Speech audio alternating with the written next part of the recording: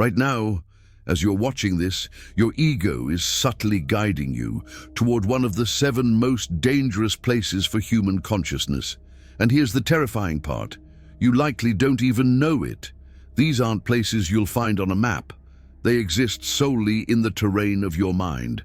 Eckhart Tolle, the spiritual teacher and author of The Power of Now, has discovered something deeply unsettling about these inner locales. The longer you linger in these mental environments, the more impossible it becomes to return to presence.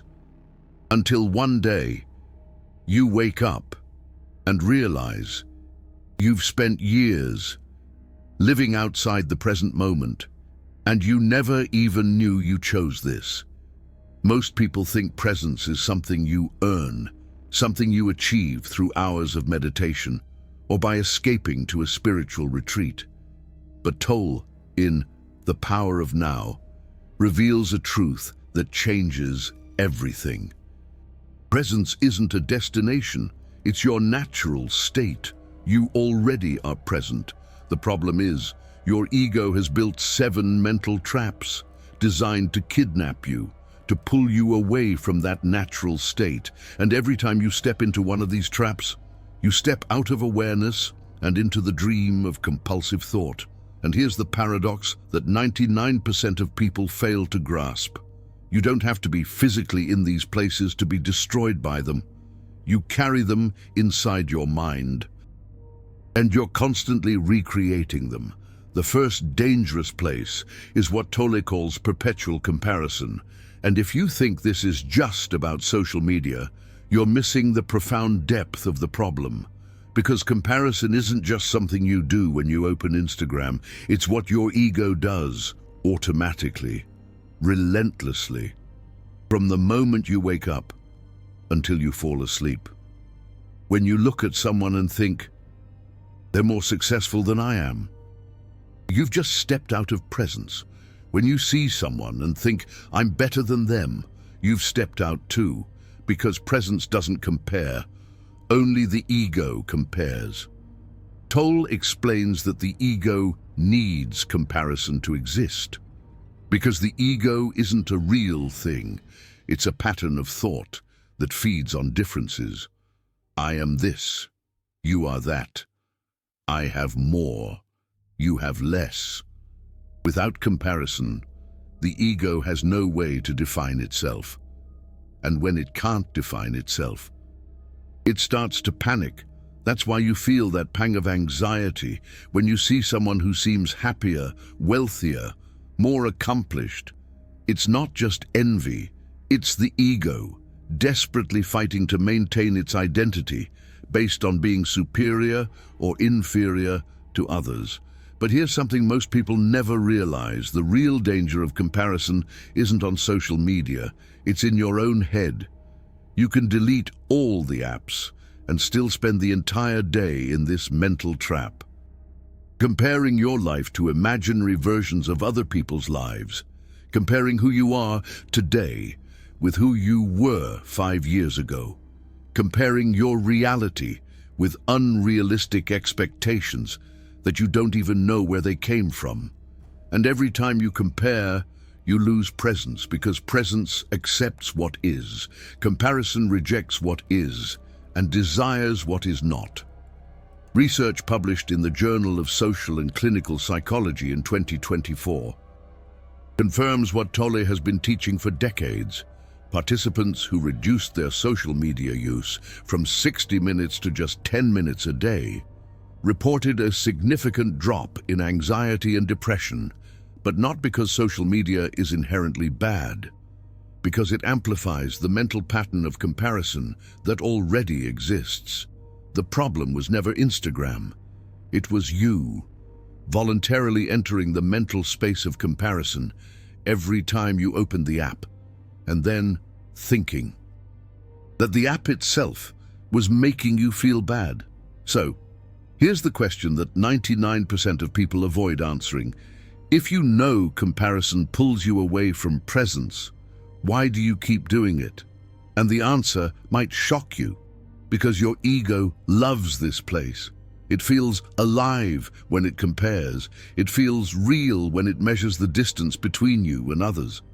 And whenever you try to stop comparing, the ego will invent 1,000 excuses. But it's just to motivate me.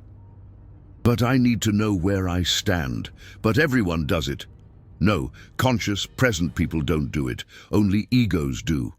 And now, you need to know something that could completely change your relationship with this first dangerous place. Tolle says that when you realize you're comparing, you've already stepped out of comparison. Because awareness is presence, comparing is ego, and they cannot exist at the same time. So, every time you catch your mind comparing, don't fight it. Don't try to stop it, just observe. I'm comparing, and in that observation, the comparison loses its power. Until one day, you realize you've spent hours without comparing anything to anyone, and you didn't even notice, because presence has become your natural state. Again, but hold on, because the second dangerous place is even more treacherous, and you're probably there right now without even knowing it. The second place where your ego leads you to destroy presence is what Tolle calls the valley of constant complaint. And this place is a trap because it disguises itself as something productive. Your ego convinces you that complaining is just expressing legitimate frustration, that pointing out problems is just being realistic, that criticizing situations is just having a critical mind. But Tolle reveals something devastating in A New Earth. He says that complaining isn't expressing, it's feeding. Every complaint feeds what he calls the pain body, an energetic entity inside you that feeds on negativity. Think about it. How many conversations do you have each day that are just you and another person complaining about the government, about your boss, about the traffic, about the weather, about the price of things, about politics? And after the conversation, do you feel better or worse? If you're honest, you'll admit you feel worse, but you keep doing it. Why? Because your ego loves the valley of complaint. It feels important when it criticizes. It feels superior when it points out what's wrong. And it feels connected when it complains with other egos who are also complaining. But here's what Tolle discovered, and it changes everything. Complaining is different from changing. If you're in a bad situation and you can change it, change it. That's not complaining. That's action. If you can't change it, accept it. That's not passivity. That's presence. Complaining is when you neither change nor accept. You stay in a mental limbo where your only action is narrating how bad the situation is. And every time you complain, you are choosing to remain in the situation. Because the energy you put into complaining is energy you're not putting into changing or accepting. And there's something even more dangerous about this second place. It's contagious. When you enter the valley of complaint, you attract other people who are also there, and then you form what Tolle calls a collective pain body, a shared field of negative energy where everyone feeds off each other's pain. You complain about your boss, your colleague agrees and adds a complaint of their own. You validate theirs, they validate yours, and in the end, you both leave the conversation drained because pain bodies don't create energy, they consume it. Research from Stanford University, published in 2024 on the effects of chronic complaining, showed something alarming. Listening to someone complain for just 30 minutes damages neurons in the hippocampus, the region of the brain responsible for problem-solving and cognitive function. Your brain literally shrinks when you spend time in environments of constant complaint. And it's not just listening. Actively complaining has an even worse effect, because when you verbalize negativity, your brain reinforces the neural circuits of negativity. You train your brain to look for problems, and the more you train it, the better it gets at it, until you become someone who can only see what's wrong, never what's right. So here's the truth. Your ego doesn't want you to know. Every time you complain, you are choosing to remain unconscious, because presence doesn't complain. Presence observes, acts, or accepts. Only the ego complains. And every complaint is a declaration that you'd rather be a victim of circumstance than a creator of experience. So, next time you feel like complaining, stop, breathe, and ask, can I change this? If yes, change it. If not, accept it. And notice how peace appears. The same second you stop complaining, but now comes the third place. And this is the most frequented of all, even by people who consider themselves spiritual.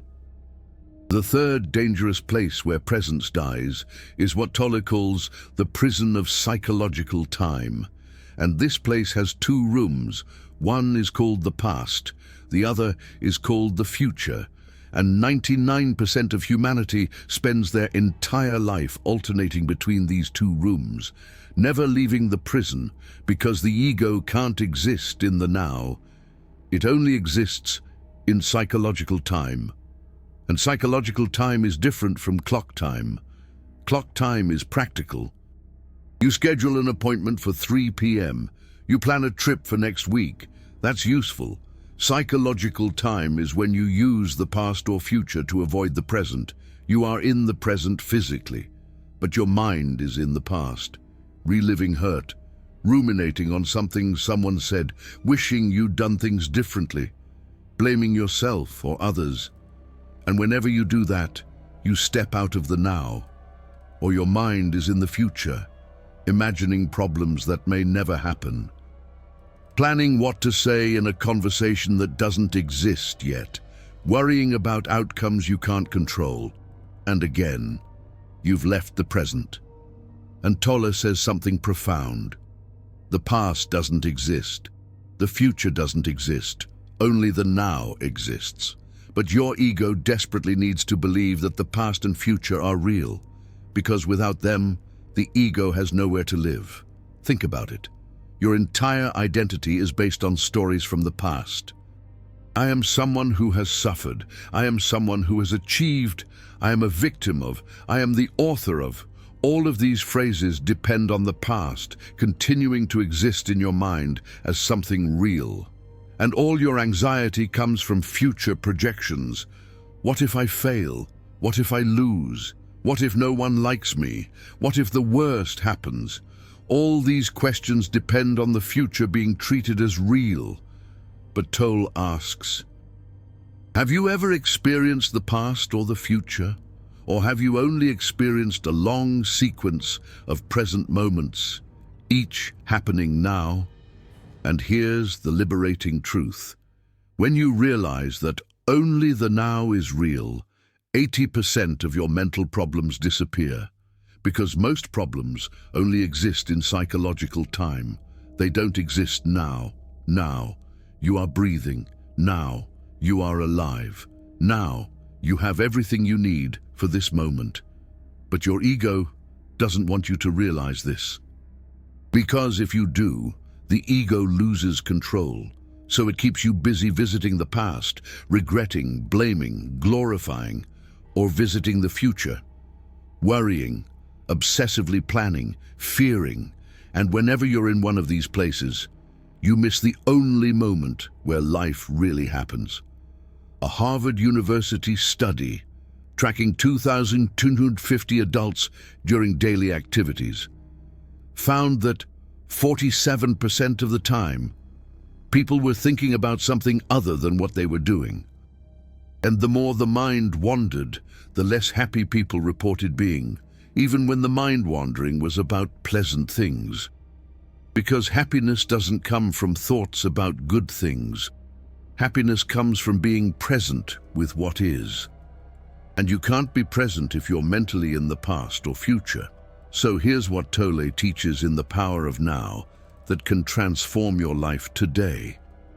Whenever you notice your mind in the past or future, ask yourself a simple question. Do I have a problem now? Not in an hour, not yesterday, now.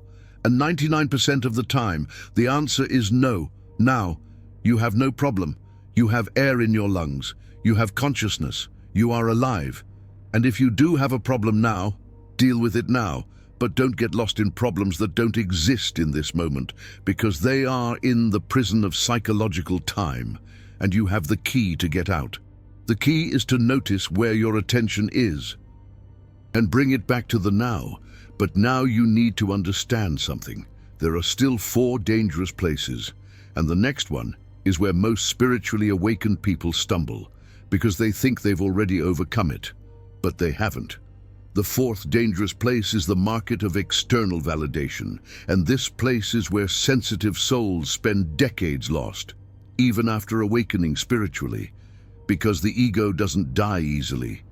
It just evolves. And on the spiritual level, it creates one of the most sophisticated traps. It convinces you that you need approval, recognition, validation from others to confirm that you're on the right path. And whenever you seek external confirmation, you've stepped out of presence, because presence doesn't need validation. It simply is. Tolle talks about this in depth when describing how the spiritual ego works. You may be meditating daily, practicing presence, reading awakening books, but if you feel the need for others to recognize your journey, your spiritual ego is operating. And this is the most dangerous ego, because it disguises itself as humility. You post about gratitude, but expect the likes. You help someone, but expect recognition. You practice detachment, but get hurt when no one notices your growth. And all of this is ego. Ego wanting to be seen as someone who has no ego. Remember when I talked about comparison in the beginning? The market of validation is where comparison becomes an addiction, because you're no longer comparing external things. You're comparing spiritual journeys. How much I've evolved versus how much others have evolved. How many people follow me, how much impact I cause. And the spiritual ego loves these metrics, because it can say, look how detached I am, while secretly counting how many people validated their detachment. Here's the truth that cuts deep. If you need someone to know you're spiritually awakened, you're not, because true awakening has no audience, no stage, no need to be seen. Presence doesn't perform, only the ego does. And anytime you feel that subtle need to showcase your evolution, your ego is steering you straight into the validation marketplace, and you're walking in willingly. A 2024 study published in the Journal of Personality and Social Psychology examined the phenomenon of spiritual bypassing, where people use spiritual practices to avoid real emotional work. Researchers found that individuals with a higher need for external validation were more likely to use spiritual language publicly, while reporting similar levels of anxiety and unhappiness as the general population. In other words, talking about presence isn't the same as being present. And seeking validation by talking about presence is pure ego. So, how do you escape the validation marketplace? Tolle says you start by asking, why am I sharing this? If the honest answer is to help, then share it. If the honest answer is to be seen as someone who helps, then don't, because that second motivation comes from the ego. And whenever the ego is driving, presence vanishes. And here's the liberating paradox. When you stop seeking validation, people start recognizing you naturally, because real presence has a magnetism that performing ego will never have. But at that point, you don't care about the recognition anymore, because you're already complete without it. But the fifth place, maybe that's the hardest of all, because in that place, your ego convinces you that you're alive, when in reality, you're more dead than ever. The fifth dangerous place is the theater of constant drama, and this place is addictive. Because drama makes you feel alive, unnecessary arguments, conflicts over petty things, gossiping about others, scandals, controversies. Your ego loves all of it, because when there's drama, there's movement, and movement feels like life. But Tolle distinguishes between movement and life. Movement is just the ego stirring. Life is presence in peace. Think about how many times you've walked into an argument that you knew wasn't going to lead anywhere. How many times you've fueled a conflict that you could have simply let go. How many times you've participated in gossip, justifying it by saying you're just informing others or trying to understand the situation. But the truth you avoid admitting is simpler. Your ego needed the drama. It needed the emotional intensity that drama brings. Because without drama, the ego feels bored. And a bored ego is an ego desperate for anything that makes it feel real again. Tolle explains that the ego has a pain body, and the pain body needs to feed on negativity. Drama is its favorite buffet. So, whenever you're bored, whenever your life is too quiet, the pain body creates drama. It invents a reason to fight, finds a problem where there isn't one, interprets neutral statements as attacks. And suddenly, you're in the middle of a conflict that you created, and you feel terribly alive, because adrenaline is pumping, emotions are intense, and the ego is feeling important, fighting for its narrative. But here's what no one tells you. Drama addiction is as real as any other dependency, and the withdrawal symptoms are the same. When you start to leave the theater of drama, you feel profound boredom, anxiety, a sense that something is missing, and your ego will create 1,000 excuses to make you go back. You need to take a stand. You need to defend your point. You need to make others know the truth. But none of that is true. You don't need any of that. Your ego needs it, and whenever you confuse yourself with your ego, you go right back to the theater, and the drama continues. Going back to what I said about Complaint Valley, drama is amplified complaining. It's complaining with action. It's complaining that seeks allies. And whenever you're in drama, you're telling the universe that you prefer conflict to peace, that you prefer the emotional intensity of the ego to the quiet of presence, and the universe responds. You attract more drama, because you're signaling that that's what you want. 2024. Neuroscience research showed that brains addicted to drama exhibit similar patterns to chemical addictions. When exposed to conflict, they release dopamine and cortisol simultaneously, creating an addictive cocktail of pleasure and stress. And the more you expose yourself to drama, the more your brain craves it, until peace becomes unbearable, silence becomes uncomfortable, and you need drama just to feel normal. So, how do you leave the theater of drama? Tolle teaches a simple technique. Every time you feel the urge to enter a conflict, stop, breathe, and ask, does this drama serve presence or serve the ego? If it serves the ego, let it go. Even if your whole body is screaming to react, even if you have the perfect argument, let it go. And observe. The peace that comes from not feeding the drama is 1,000 times more satisfying than the temporary intensity of the conflict. But now comes the sixth place. And this place is where most people spend their time, without even realizing they're wasting their life. The sixth dangerous place is the infinite distraction mall. And no, it's not just about shopping. It's about anything you use to avoid being present with yourself. Compulsive shopping, endless streaming of shows, endless scrolling on social media, games that never end, news that never stops, anything that fills the void but never satisfies. Because nothing external can fill an internal void, and your ego knows this. But it keeps taking you to the distraction mall, promising that the next purchase, the next episode, the next post will finally satisfy you. Tolle calls this seeking salvation in the world of forms. The ego believes that happiness comes from adding things to your life. More experiences, more possessions, more entertainment, more information. And whenever you believe that, you enter the mental mall and start to consume.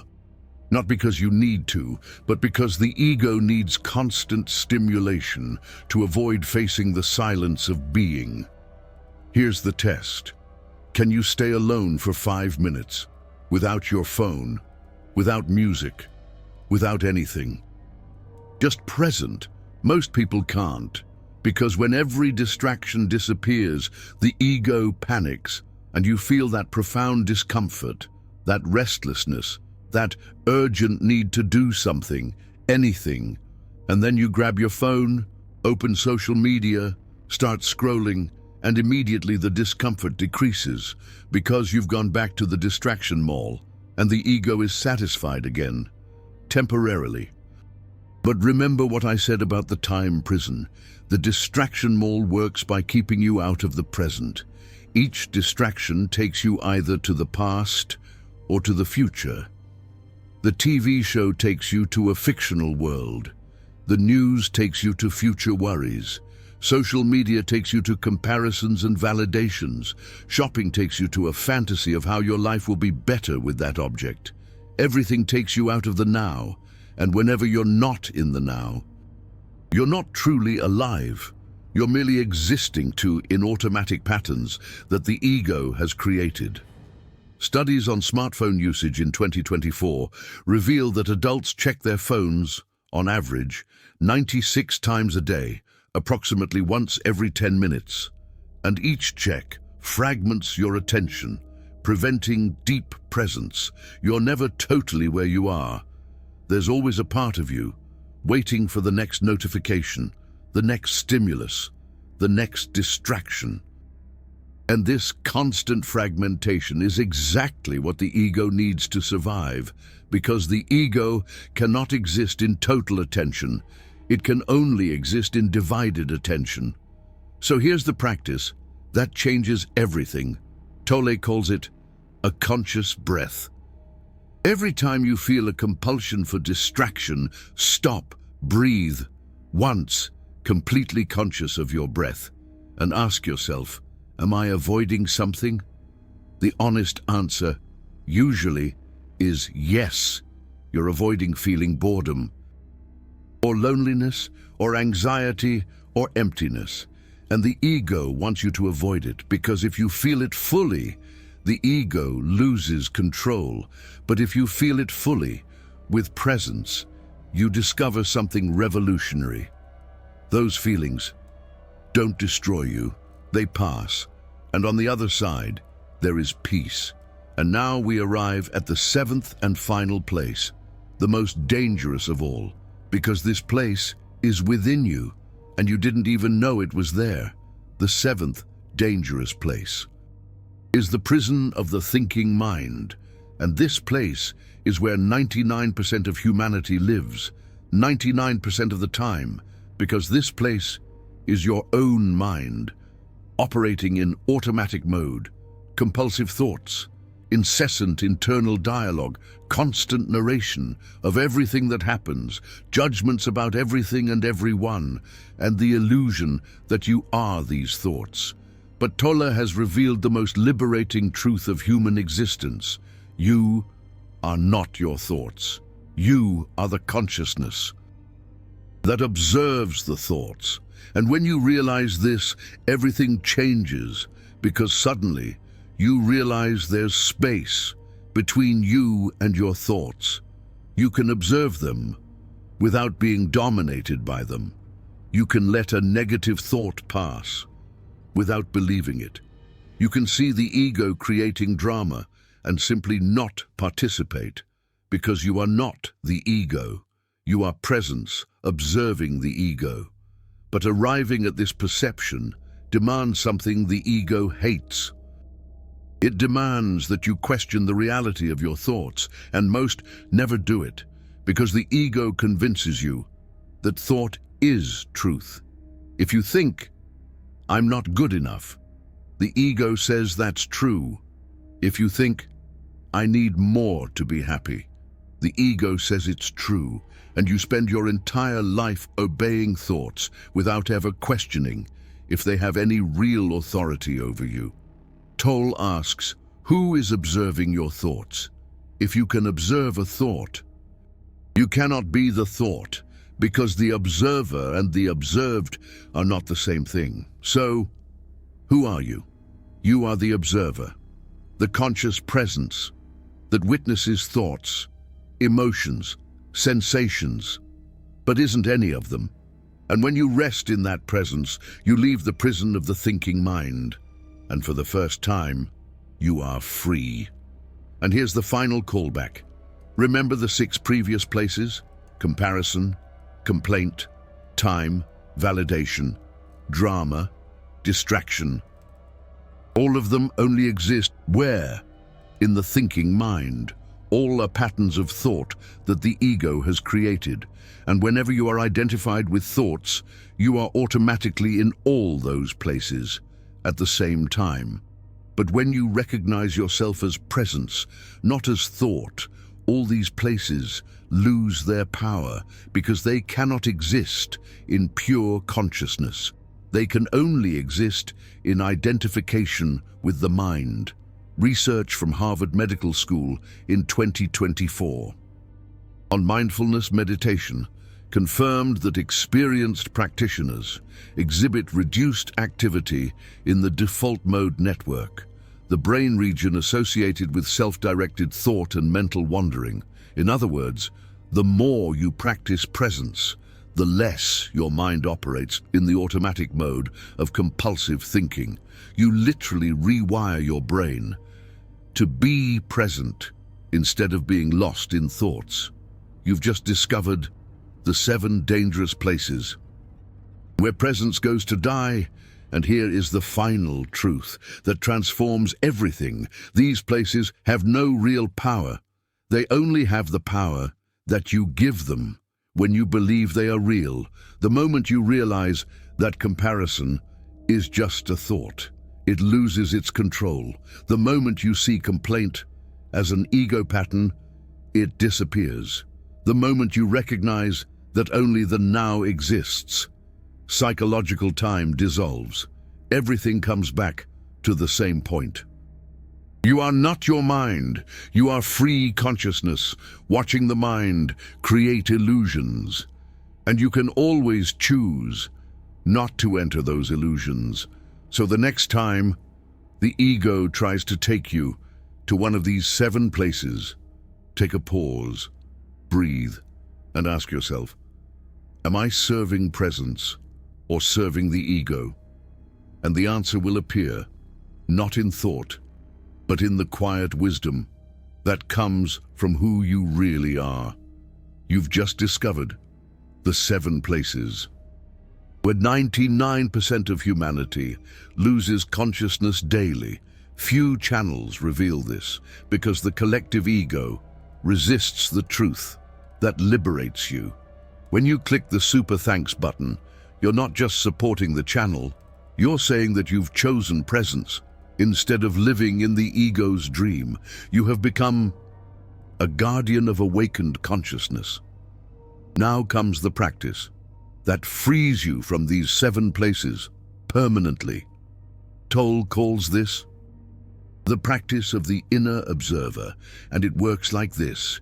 During an entire day, whenever you remember, ask yourself, where am I now?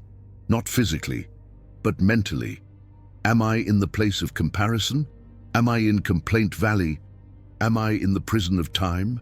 Am I in the validation marketplace? Am I in the theater of drama? Am I in distraction mall? Or am I in the compulsive thinking mind? The first thing that will happen is shocking. You will realize that you spend hours per day in these places without being aware of it.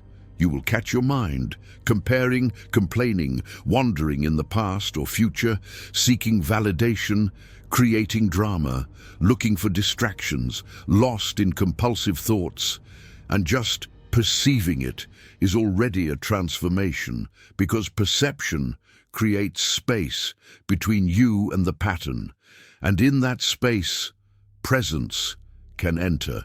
The second thing that will happen is liberating. You will notice that whenever you ask, "Where am I?" you immediately come back to the present, because the question forces you to observe, and observing is presence. The ego cannot observe itself, so every time you observe the ego taking you to one of these places, you automatically become presence again, and over time you spend more moments in presence than in the places of the ego, until one day presence becomes your natural state, and these 7 places lose all power over you. The third thing that happens is the most profound. You begin to perceive signs that you are living in real presence. Small things change. You no longer get upset by other people's comments because you are no longer in the validation marketplace. You stop engaging in unnecessary arguments because you're no longer trapped in the drama theater. You experience profound peace, even in challenging circumstances, because you've escaped the prison of psychological time. No longer dwelling on the past or worrying about the future. You simply are, here, now, and that's enough. Eckhart Tolle explains that when you are truly present, you tap into what he calls a higher intelligence, not the intelligence of the thinking mind, which is limited and conditioned, but the intelligence of universal consciousness, which knows exactly what to do in every situation. And this intelligence doesn't come through thought. It emerges through silent wisdom, a knowing that simply appears, a clarity that needs no analysis, an action that arises naturally without ego's interference. And when you live in that presence, something extraordinary happens. You cease to be controlled by external circumstances, because presence doesn't depend on anything outside itself. It doesn't need life to be a certain way to be at peace. It is at peace, regardless of what happens. And that peace isn't passivity, it's power. The power to respond instead of react, the power to create instead of merely survive, the power to live instead of just exist. Final bombshell. Tolle says you can escape these 7 perilous places at any moment. You don't need years of therapy. You don't need expensive spiritual retreats. You don't need anything external. You need only one decision, the decision to observe where your attention is and bring it back to the now. Do you agree or disagree? Which of these 7 places do you visit most often? Comment below, and be brutally honest. I'll be responding to everyone in the first couple of hours, because I know that anyone who's made it this far isn't a casual observer. You are a soul seeking real awakening, real.